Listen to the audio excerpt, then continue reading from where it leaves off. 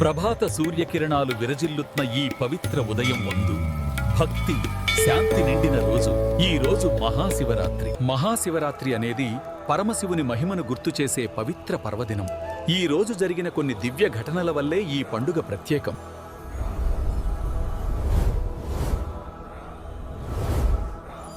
ఒకసారి బ్రహ్మ విష్ణువులు ఎవరు గొప్పవారో అని వాదించారు. ఎవరు గొప్పవారో అన్న వాదం తీవ్ర రూపం దాల్చి బ్రహ్మదేవుడు విష్ణుదేవుడు దివ్యాస్త్రాలతో యుద్ధానికి దిగారు. ఆ యుద్ధ ప్రభావంతో లోకాలంతా కదిలిపోయాయి. ఆ సమయంలో అనంత జ్యోతిస్తంభంగా శివుడు ప్రత్యక్షమయ్యాడు. ఈ అనంత జ్యోతి స్తంభానికి ఆది అంతం ఎవరు కనుగొంటారో వారే గొప్పవారు.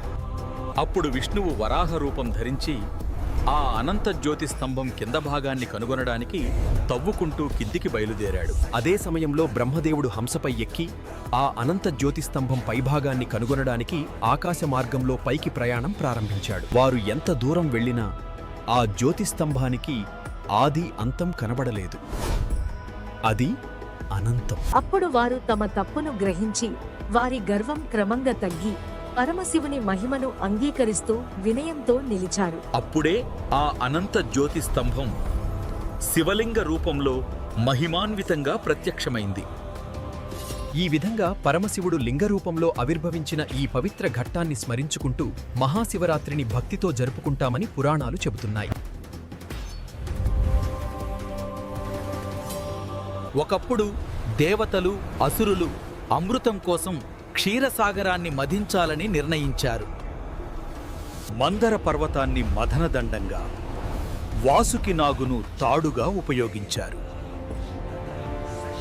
మదనం ప్రారంభమయ్యేసరికి సముద్రం నుంచి అనేక దివ్య వస్తువులు బయటకు రావడం ప్రారంభమైంది.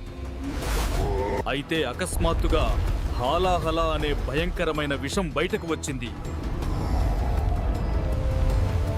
ఆ విషం ప్రపంచాన్ని నాశనం చేసే ప్రమాదం ఏర్పడింది. దేవతలందరూ భయాందోళనకు గురయ్యారు. అప్పుడు లోకక్షేమం కోసం పరమశివుడు ప్రత్యక్షమయ్యాడు. లోకాన్ని రక్షించేందుకు ఆ విషాన్ని తన గొంతులోనే నిలిపి తాగాడు. లోకాన్ని రక్షించేందుకు హాలాహల విషాన్ని తన గొంతులోనే నిలిపిన పరమశివుడు కొన్ని కథల ప్రకారం ఆ రాత్రి జాగారం చేస్తూ సృష్టి సమతుల్యత కోసం ఆనంద తాండవ నృత్యం చేశాడని చెబుతారు. ఈ దివ్య ఘటనలను స్మరించుకుంటూ భక్తితో మహాశివరాత్రిని జరుపుకోటామని పురాణాలు చెబుతున్నాయి. శివపార్వతి కళ్యాణం. పార్వతీదేవి పరమశివుడిని వరంగా పొందేందుకు దీర్ఘకాలం కఠోర తపస్సు చేసింది. ఆమె భక్తి తపస్సుతో ప్రసన్నమైన పరమశివుడు ఆమెను వివాహం చేసుకున్నాడు. ఆ దివ్య కళ్యాణమే శివపార్వతుల ఐక్యం. ఈ పవిత్ర దివ్య కళ్యాణ్ణి స్మరించుకుంటూ భక్తులు మహాశివరాత్రిని భక్తి శ్రద్ధలతో జరుపుకుంటారని పురాణాలు చెబుతున్నాయి. ఇలా లింగోద్భవం, నీలకంఠుడి త్యాగం, శివపార్వతుల దివ్య కళ్యాణం వంటి ఘట్టాలను స్మరించుకుంటూ మహాశివరాత్రిని భక్తి శ్రద్ధలతో జరుపుకుంటారు. పరమశివుని కృప అందరికీ కలగాలి. శాంతి, ఆనందం, ఆయురారోగ్యాలతో జీవితం నిండాలి. అందరికీ మహాశివరాత్రి శుభాకాంక్షలు.